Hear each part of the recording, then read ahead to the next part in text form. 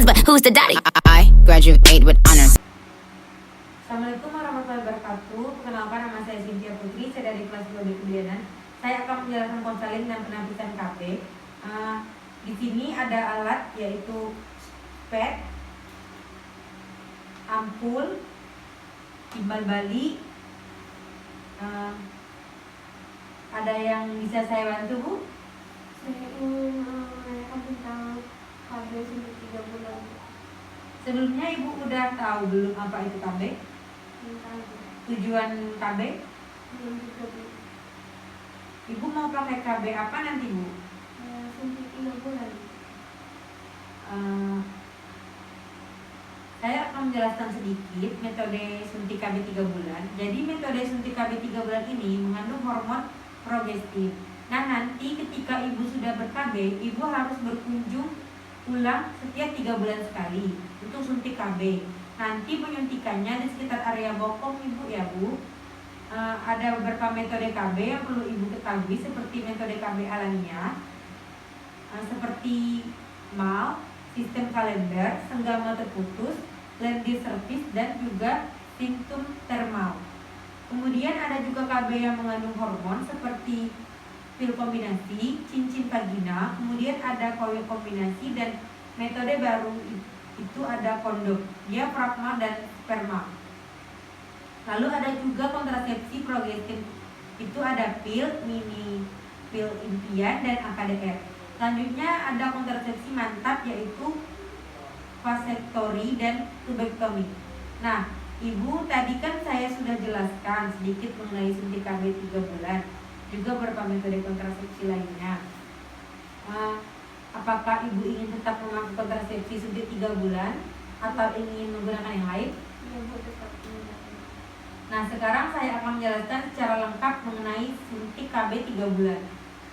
Jadi suntik KB 3 bulan itu bekerja secara utama dan ovulasi, mengandung hormon progestin. Keuntungannya tidak mengganggu hubungan suami istri, tidak mengganggu produksi ASI, dan tidak dapat digunakan pada usia menopause.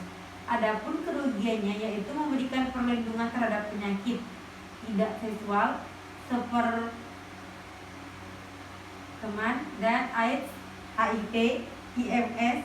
Kemudian perlu tenaga terlatih untuk memasangnya.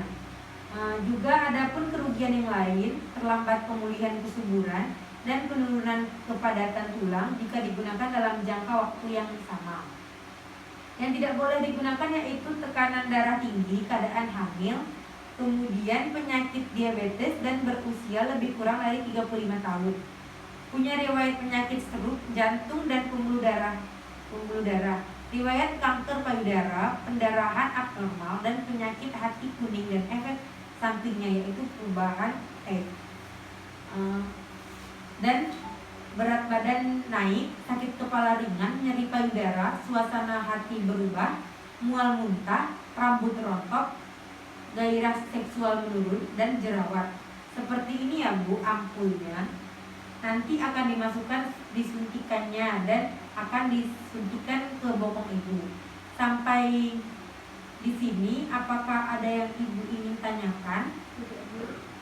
Tidak ada pertanyaan. Selanjutnya kita masuk ke penapisan kehamilan ya Bu. Di sini saya akan menanyakan beberapa pertanyaan ya. Apakah Ibu bagi usia lebih dari apa ini? Apakah Ibu apa nih? Mempunyai bayi berusia lebih kurang.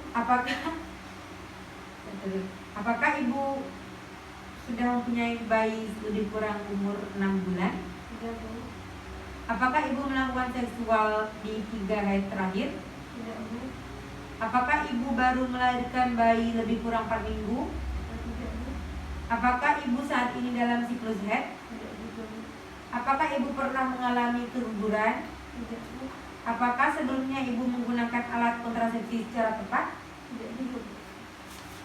Selanjutnya saya akan menanyakan hal untuk mengetahui kondisi medis Ibu ya. Pertama kali Ibu haid umur berapa Bu? 15 tahun Bu. Ibu pernah kanker payudara? Tidak pernah Bu. Ibu pernah kanker cervix?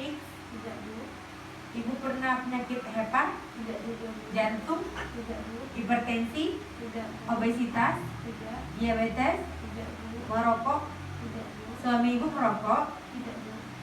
ibu pernah sakit kepala, Tidak pernah, Bu. HIV, Tidak pernah, Bu. IMS, Tidak, Bu. penyakit radang panggul. Tidak juga, Bu. Oke Bu, berdasarkan penelitian ini ibu bisa menggunakan KB selama 3 bulan. Sekian ya Bu dari saya, terima kasih. Oke Bu. These last few weeks have been exhausting.